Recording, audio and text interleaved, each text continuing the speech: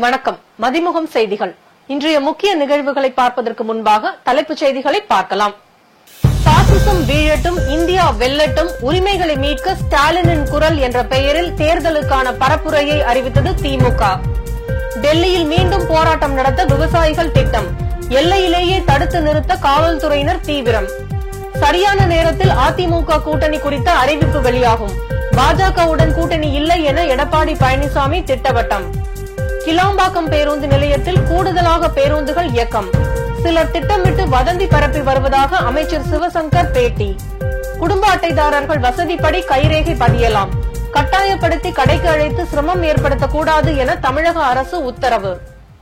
விரிவான செய்திகள்.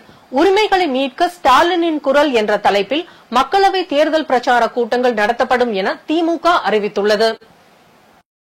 கடந்த 10 ஆண்டில் ஒன்றிய பாஜக அரசு தமிழ்நாட்டிற்கு இழைத்த அநீதிகளையும், ஒன்றிய அரசிடம் மாநிலத்தின் உரிமைகளை அடகு வைத்து தற்பொழுது நாடகமாடும் அடிமை அதிமுகவின் துரோகங்களையும் மக்களிடம் கொண்டு சேர்க்கும் வகையில் முதற்கட்டமாக கழக முன்னணியினர் உரிமைகளை மீட்க ஸ்டாலினின் குரல் என்ற தலைப்பில் நாடாளுமன்ற தொகுதி வாரியான கூட்டங்களில் பங்கேற்று சிறப்புரை ஆற்ற உள்ளதாக தெரிவிக்கப்பட்டுள்ளது. பாசிசம் வீழட்டும், இந்தியா வெல்லட்டும் என்ற முழக்கத்துடன் நாடாளுமன்ற தொகுதி வாரிய கூட்டங்கள் நடைபெறும் என திமுக தலைமை கழகம் அறிவித்துள்ளது. மேலும் உரிமைகளை மீட்க ஸ்டாலினின் குரல் என்ற தலைப்பில் நாடாளுமன்ற தொகுதி வாரியாக திமுகவின் மக்களவை தேர்தல் பிரச்சார கூட்டங்கள் நடத்தப்படும் என அக்கட்சியின் தலைமை அறிவித்துள்ளது. தமிழ்நாட்டின் 16, 17, 18 ஆகிய தேதிகளில் பொறுப்பு அமைச்சர்களுடன் இணைந்து மாவட்ட செயலாளர்கள், நிர்வாகிகள் உள்ளிட்டோர் நாடாளுமன்ற தொகுதி வாரியாக கூட்டங்கள் நடத்த வேண்டும் என்று அறிவுறுத்தியுள்ளது. விளைபொருட்களுக்கு குறைந்தபட்ச ஆதரவு விலையை நிர்ணயிக்க கோரி டெல்லியில் 13ஆம் தேதி விவசாயிகள் போராட்டம் நடத்தப் போவதாக அறிவித்துள்ளனர். வேளாண் விளைபொருட்களுக்கு குறைந்தபட்ச ஆதார விலையை உறுதி செய்ய சட்டம் கொண்டுவர வேண்டும். விவசாயிகள் மற்றும் விவசாயம் சார்ந்த தொழிலாளர்களுக்கு ஓய்வூதியம் வழங்க வேண்டும். போராட்டத்தில் ஈடுபட்ட விவசாயிகள் மீது பதியப்பட்ட வழக்குகளை ரத்து செய்ய வேண்டும் உள்பட பல்வேறு கோரிக்கைகளை வலியுறுத்தி விவசாயிகள் போராட்டம் நடத்த விவசாய அமைப்புகள் அழைப்பு விடுத்துள்ளன. டெல்லி நோக்கி பேரணி என்ற பெயரில் 13ஆம் தேதி சுமார் 200 விவசாய அமைப்புகளை சேர்ந்த 15 முதல் 20,000 விவசாயிகள் டெல்லி நோக்கி பேரணியாக வர திட்டமிட்டுள்ளனர். 2000 முதல் 2500 டிராக்டர்களில் டெல்லி நொய்டா எல்லையில் விவசாயிகள் திரண்டு போராட்டம் நடத்த திட்டமிட்டுள்ளனர். அதேபோல் உத்தரப்பிரதேசம், சண்டிகர், பஞ்சாபில் இருந்தும் விவசாயிகள் போராட்டத்தில் பங்கேற்க திட்டமிட்டுள்ளனர். இதையடுத்து விவசாயிகள் பேரணியாக வருவதை தடுக்க டெல்லி எல்லையில் பாதுகாப்பு அதிகரிக்கப்பட்டுள்ளது. விவசாயிகளை டெல்லி எல்லையிலேயே தடுத்து நிறுத்த காவல்துறையினர் திட்டமிட்டுள்ளனர். டெல்லிக்கு அருகே உத்தரப்பிரதேசத்தின் டிக்ரி எல்லையிலும் பாதுகாப்பு அதிகரிக்கப்பட்டுள்ளது. மேலும் விவசாயிகள் போராட்டத்தை தடுக்க கான்கிரீட் தடுப்புகள், கம்பி வேலிகள் அமைக்கப்பட்டுள்ளன. ஹரியானாவில் போக்குவரத்து மாற்றம் செய்யப்பட்டுள்ளது. பஞ்சாப் எல்லை சீல் வைக்கப்பட்டுள்ளது. 2024ஆம் ஆண்டுக்கான சட்டப்பேரவையின் முதல் கூட்டத்தொடர் ஆளுநர் RN ரவியின் உரையுடன் நாளை தொடங்க உள்ளது.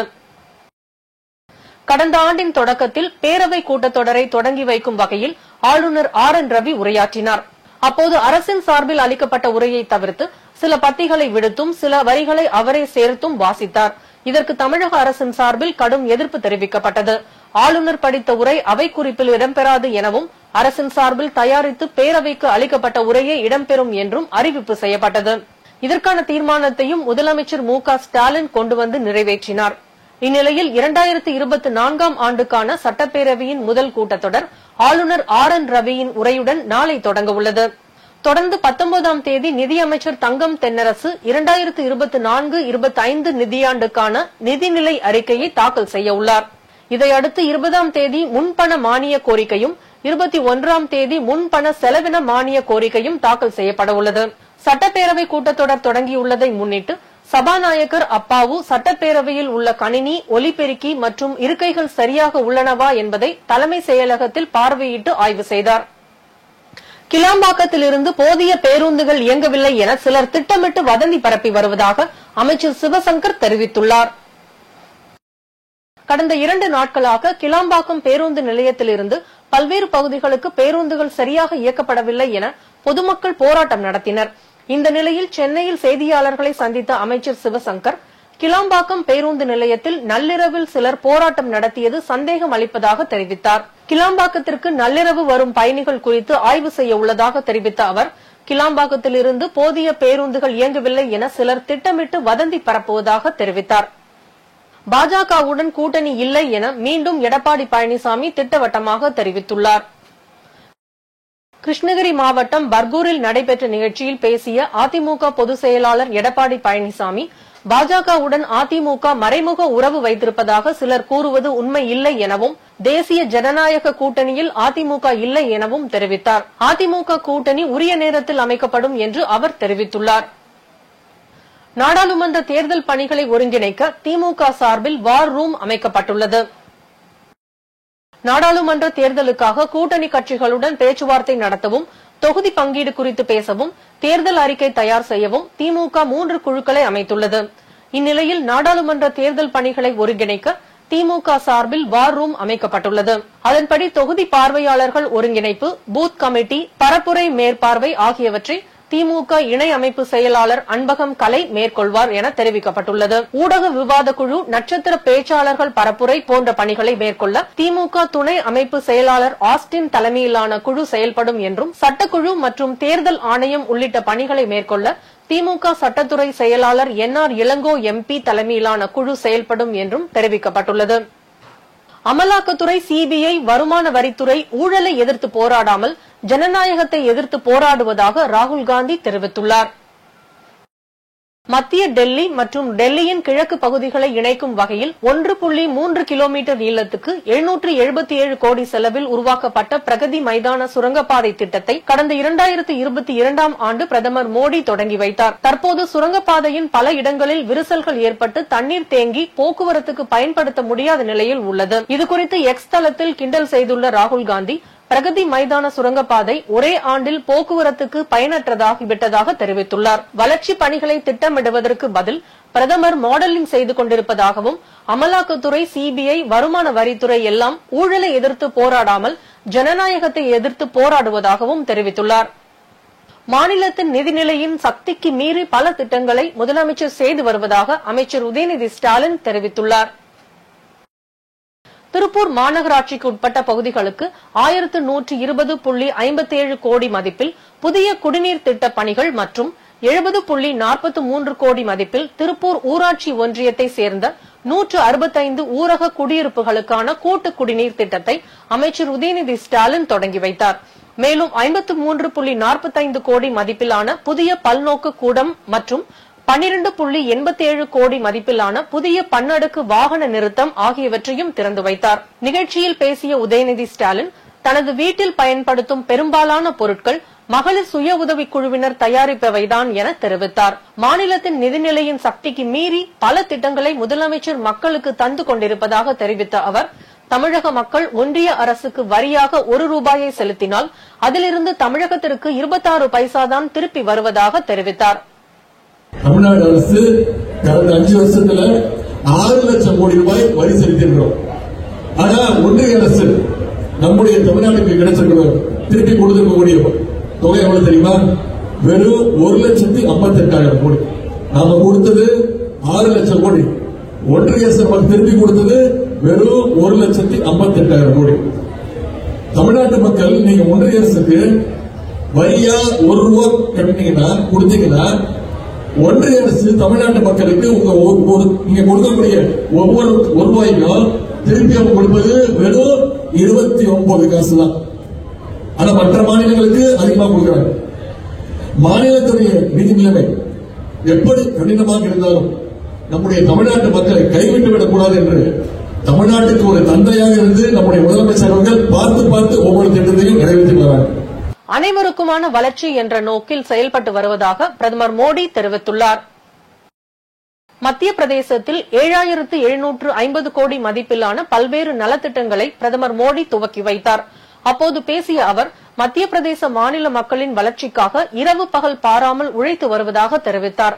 காங்கிரஸ் ஆட்சி காலம் ஒரு இருண்ட காலம் என குற்றம் சாட்டிய பிரதமர், அனைவருக்குமான வளர்ச்சி என்ற நோக்கில் ஒன்றிய அரசு செயல்பட்டு வருவதாக தெரிவித்தார். வரும் தேர்தலில் அனைத்து தொகுதிகளிலும் வெற்றி மீண்டும் மோடி ஆட்சியே வரும் என தெரிவித்தார். குடும்ப அட்டைதாரர்கள் தங்களது வசதியின்படி நியாய விலை கடைக்கு வந்து கைரேகை பதிவு செய்யலாம் என்று தமிழக அரசு தெரிவித்துள்ளது. தேசிய உணவு பாதுகாப்பு சட்டத்தின்படி முன்னுரிமை மற்றும் அந்தி யோதயா அன்ன யோஜனா மின்னணு குடும்ப அட்டைகளில் இணைக்கப்பட்ட அனைத்து பயனாளிகளின் கைவிரல் ரேகையை சரிபார்க்க வேண்டும் என ஒன்றிய அரசு சுற்றறிக்கை அனுப்பியது. அதன்படி குடும்ப உறுப்பினர்களுக்கு இடையூறு ஏதும் இல்லாமல் இந்த பணியை செய்ய அறிவுறுத்தப்பட்டுள்ளது. இந்த நிலையில் கட்டாயப்படுத்தி நியாய விலை கடைக்கு வரவழைத்து சிரமங்களை ஏற்படுத்தக்கூடாது என்றும், குடும்ப அட்டைதாரர்கள் கைவிரல் ரேகை வைக்கும் போது ஆவணங்கள் எதுவும் கோரக்கூடாது என்றும் தமிழக அரசு தெரிவித்துள்ளது. நியாய விலை கடைகளில் கைரேகையை பதிவு செய்யாவிட்டாலும் குடும்ப அட்டையில் இருந்து பெயர் நீக்கப்படாது என்று தமிழக அரசு தெரிவித்துள்ளது. மெட்ரோ நிலைய கட்டுமான பணிக்காக ஒரு வாரத்திற்கு போக்குவரத்து மாற்றங்கள் செய்யப்பட உள்ளதாக சென்னை போக்குவரத்து காவல்துறை தெரிவித்துள்ளது. சேத்துப்பட்டில் இருந்து ஜெமினி மேம்பாலம் நோக்கி வரும் வாகனங்கள் உத்தமர் காந்தி சாலை வழியாக செல்லவும், ஜெமினி மேம்பாலத்தில் இருந்து வரும் வாகனங்கள் உத்தமர் காந்தி சாலை கோடம்பாக்கம் நெடுஞ்சாலை வழியாக வள்ளுவர் கோட்டம் வழியாக செல்ல வேண்டும் எனவும் அறிவிக்கப்பட்டுள்ளது. மேலும் அமைந்தகரை நோக்கி செல்லும் வாகனங்கள் டேங்க் பண்ட் சாலையில் இடதுபுறம் உள்ள நெல்சன் மாணிக்கம் சாலை வழியாக பிற இடங்களுக்கு செல்ல அறிவுறுத்தப்பட்டுள்ளது. சமூக நீதி தற்போது கேள்விக்குறியாகி உள்ளதாக மனிதநேய ஜனநாயக கட்சி பொதுச் செயலாளர் எஸ் ஹாரூன் ரசீத் தெரிவித்துள்ளார்.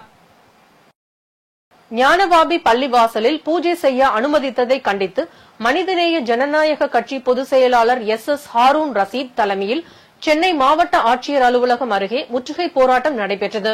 ஆர்ப்பாட்டத்தின் போது செய்தியாளர்களிடம் பேசிய எஸ் ஹாரூன் ரசீத், ஞானவாபி பள்ளிவாசலில் பூஜைக்கு அனுமதி அளித்த நீதிமன்றத்தின் தீர்ப்பை எதிர்த்து நடத்தப்படுவதாக தெரிவித்தார்.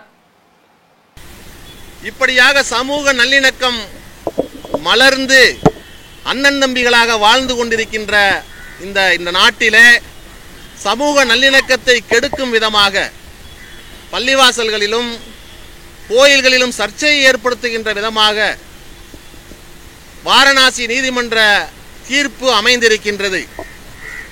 வழிபாட்டு தலங்கள் சட்டம் 1991 அடிப்படையிலே 1947 ஆண்டு சுதந்திரம் அடைந்த பொழுது எந்த வழிபாட்டு தலம் யார் கையில் இருக்கின்றதோ அது அப்படியே இருக்கும், பாதுகாக்கப்படும் என்று அந்த சட்டம் கூறுகின்றது. அந்த சட்டத்தை மீறுகின்ற வகையிலே இந்த வாரணாசி நீதிமன்றத்தினுடைய தீர்ப்பு அமைந்திருக்கின்றது. இன்றைக்கு பள்ளிவாசல் கீழ்த்தளத்திலேயே பூஜைக்கு அனுமதி அளித்திருக்கின்றார்கள் என்று சொன்னால், நாளைய தினம் பாபர் மசூதியை போல இந்த கியான்வாபி பள்ளிவாசலும் இடித்து தரைமட்டமாக்கக்கூடிய ஒரு சூழல் இன்றைக்கு உத்தரப்பிரதேசத்திலே உருவாகி இருக்கின்றது. எனவே இந்த நாட்டில் வழிபாட்டு தலங்கள் சட்டம் 1991 பாதுகாக்கப்பட வேண்டும். அதேபோல சமூக நல்லிணக்கம் தலைத்தோங்க இந்திய ஜனநாயகம் பாதுகாக்கப்பட வேண்டும் என்ற கோரிக்கையை மனிதநேய ஜனநாயக கட்சி சார்பிலே வைக்கின்றோம். ஏக்கர் பரப்பளவில் வணிக வளாகம் அமைப்பதற்காக அடிக்கல் நாட்டு விழா தர்மராஜ் தலைமையில் நடைபெற்றது. இதில் வேலூர் நாடாளுமன்ற உறுப்பினர் கதிர் ஆனந்த், அணைக்கட்டு சட்டமன்ற உறுப்பினர் நந்தகுமார், வேலூர் சட்டமன்ற உறுப்பினர் கார்த்திகேயன், மேயர் சுஜாதா ஆகியோர் கலந்து கொண்டனர். அதேபோல் ராணிப்பேட்டை மாவட்டம் ஆற்காடு சட்டமன்ற உறுப்பினர் நிதியிலிருந்து 14 லட்சம் ரூபாய் மதிப்பீட்டில் அங்கன்வாடி மையம் அமைப்பதற்கான பூமி பூஜை நிகழ்ச்சி நடைபெற்றது. இந்த நிகழ்ச்சியின் போது ஆற்காடு சட்டமன்ற உறுப்பினர் ஈஸ்வரப்பன், நகர்மன்ற தலைவர் தேவி பென்ஸ் பாண்டியன் ஆகியோர் பங்கேற்று அங்கன்வாடி மையம் அமைப்பதற்கான அடிக்கல்லை நாட்டி நிகழ்ச்சியினை தொடங்கி வைத்தனர். மதுரை ஸ்ரீ அரவிந்தர் மீரா யூனிவர்சல் பள்ளியில் வேற்றுமையில் ஒற்றுமை என்னும் குறிக்கோளை மெய்ப்பிக்கும் வண்ணம் மாணவ மாணவிகளின் அணிவகுப்பு நடைபெற்றது. தொடர்ந்து தேசிய, மாநில மற்றும் மாவட்ட அளவில் வெற்றி பெற்ற மாணவ மாணவிகளின் தொடர் ஓட்டத்தின் மூலம் கொண்டுவரப்பட்ட ஒலிம்பிக் ஜோதியை பள்ளியின் முதல்வர் ஏற்றி வைத்தார். மேலும் நடத்தப்பட்ட போட்டியில் வெற்றி பெற்ற மாணவ மாணவிகளுக்கு பரிசு மற்றும் சான்றிதழ்களை வழங்கினார். ஈரோடு மாவட்டம் கோபிச்செட்டிப்பாளையம் சுற்றுவட்டார பகுதிகளில் கதலி, நேந்திரன், செவ்வாழை, பூவன், மொந்தன், தேன் வாழை உள்ளிட்ட பல்வேறு ரகங்களில் வாழை சாகுபடி செய்து வருகின்றனர். அறுவடை செய்த வாழைத்தார்களை கோபி வேளாண்மை உற்பத்தியாளர்கள் கூட்டுறவு விற்பனை சங்கத்தில் நடைபெறும் ஏல விற்பனையில் கொண்டு சென்று விவசாயிகள் விற்பனை செய்து வருகின்றனர். இந்நிலையில் வாழைத்தார் விற்பனை ஏலத்தில் குறைந்த அளவு வாழைத்தார்கள் மட்டுமே ஏல விற்பனைக்கு வந்திருந்தனர். இதனால் வாழைத்தார்களை வியாபாரிகள் போட்டி போட்டுக் கொண்டு வாழைத்தார்களை ஏலத்தில் எடுத்ததால் வாழைத்தார்களின் விலை அதிகரித்தது. இதனால் விவசாயிகள் மகிழ்ச்சி அடைந்தனர். திருப்பத்தூர் மாவட்டத்தில் பல்வேறு பகுதிகளில் ஆட்சியர் தர்பகராஜ் திடீர் ஆய்வு மேற்கொண்டார். இந்நிலையில் திருப்பத்தூர் புதிய பேருந்து நிலையம் மற்றும் பேருந்து நிலையத்தில் உள்ள கட்டண கழிப்பிடம் ஆகியவற்றை மேற்பார்வையிட்டார்.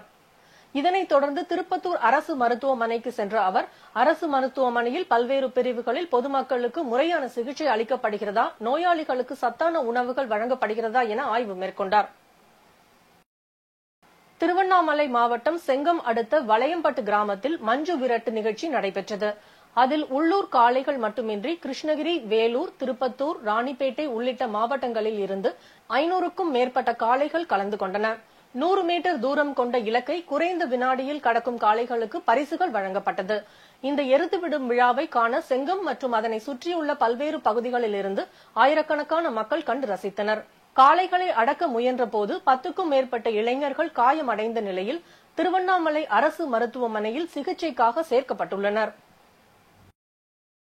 மதுரை மாவட்டம் உசிலம்பட்டி அருகே உள்ள பூச்சிப்பட்டி கிராமத்தில் ஜெயராஜ் என்பவர் அதே ஊரை சேர்ந்த கண்ணன் மற்றும் அவருடைய தங்கை மகன் நிபீஸ் பாண்டி என்ற சிறுவனை நீச்சல் பழகுவதற்காக கிணத்திற்கு அழைத்து சென்றுள்ளார். கண்ணன் குடிபோதையில் இருந்ததால் சிறுவன் எதிர்பாராத விதமாக கிணற்றில் தவறி விழுந்துள்ளார். அவரை காப்பாற்ற முயன்ற போது இருவரும் நீரில் மூழ்கி உயிரிழந்தனர். சம்பவ இடத்துக்கு வந்த உசிலம்பட்டி தீயணைப்பு துறையினர் உடலை கைப்பற்றி பிரேத பரிசோதனைக்காக அரசு மருத்துவமனைக்கு அனுப்பி வைத்து விசாரணை மேற்கொண்டு வருகின்றனர். திருவாரூர் மாவட்டம் மன்னார்குடி வடக்கு வீதி பகுதியில் மிகவும் பிரசித்தி பெற்ற வரசித்தி விநாயகர் கோயில் கும்பாபிஷேகம் வெகு விமரிசையாக நடைபெற்றது.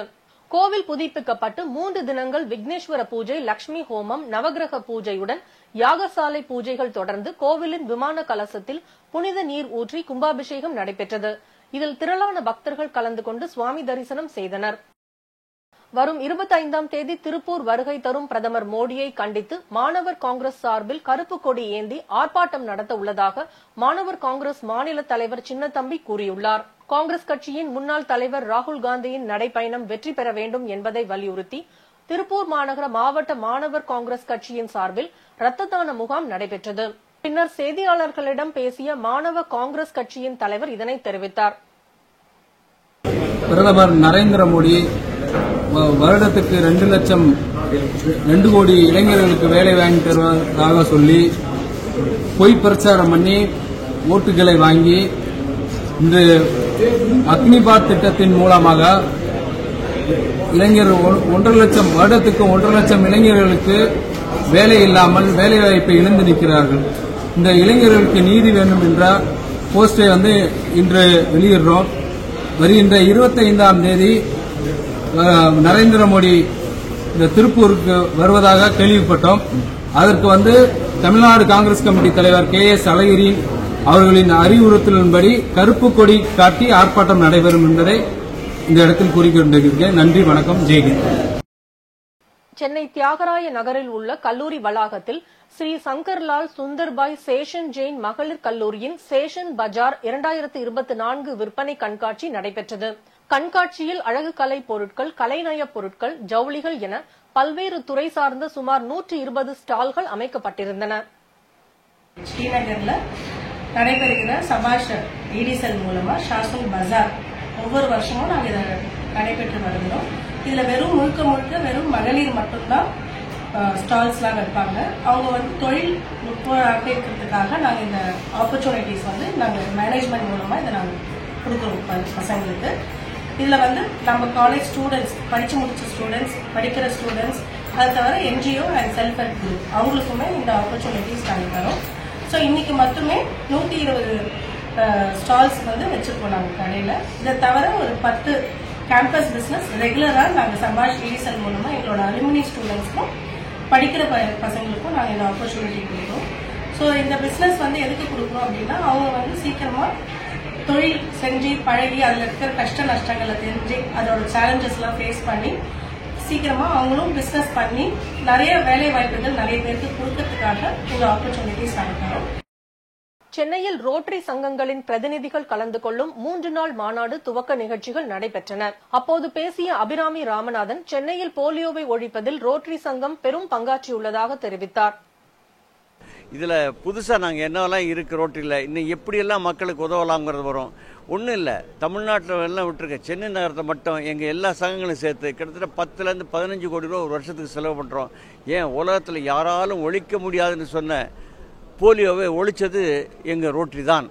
எப்படின்னா அரசாங்கம் தான் அதை கொடுக்குறாங்க, ஆனால் மருந்தை கொடுக்கறது நாங்கள் தான். இது யாருக்கும் தெரியாத ஒன்றுங்க. ஏன்னா வலது கை கொடுக்கறது இடது கை தெரியப்படாதுங்கிறதுக்காக நாங்கள் சொல்லிக்கிட்டு இருக்கோம். அதனால் இதுதாங்க ரோட்டரி கான்ஃபரன்ஸு. ஓகே, இதற்காக எல்லாரும் குழுமையும் இருக்கோம். நன்றி, வணக்கம். உடல்நல குறைவு காரணமாக ஹெர்போ கேர் மருத்துவமனை நிறுவனர் நவீன் பாலாஜி உயிரிழந்தார். ஹெர்போ கேர் மருத்துவமனை நிறுவனர் மற்றும் தலைவர் மருத்துவர் நவீன் பாலாஜி உடல்நலக் குறைவால் பாதிக்கப்பட்டு சிகிச்சை பெற்று வந்த நிலையில் உயிரிழந்தார். காசாவில் இஸ்ரேல் ராணுவம் நடத்திய வான்வழி தாக்குதலில் 31 பேர் உயிரிழந்துள்ளதாக தெரிவிக்கப்பட்டுள்ளது. மத்திய கிழக்கு நாடான இஸ்ரேலுக்கும் பாலஸ்தீனத்தின் காசா பகுதியை நிர்வகித்து வரும் ஹமாஸ் அமைப்பினருக்கும் இடையே கடந்த ஆண்டு அக்டோபர் 7ஆம் தேதி போர் வெடித்தது.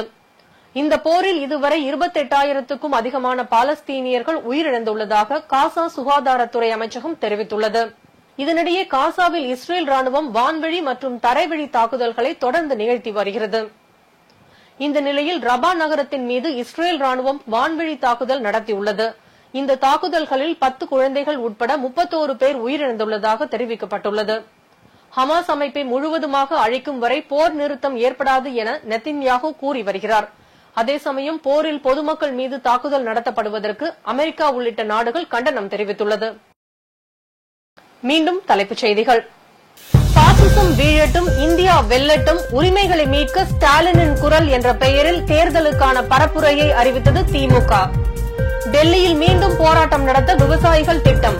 எல்லையிலேயே தடுத்து நிறுத்த காவல்துறையினர் தீவிரம். சரியான நேரத்தில் அதிமுக கூட்டணி குறித்த அறிவிப்பு வெளியாகும்.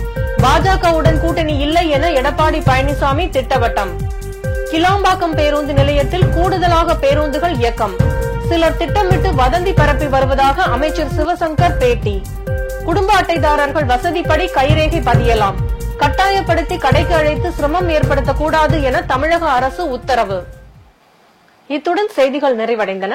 மீண்டும் செய்திகள் காலை 8 மணிக்கு.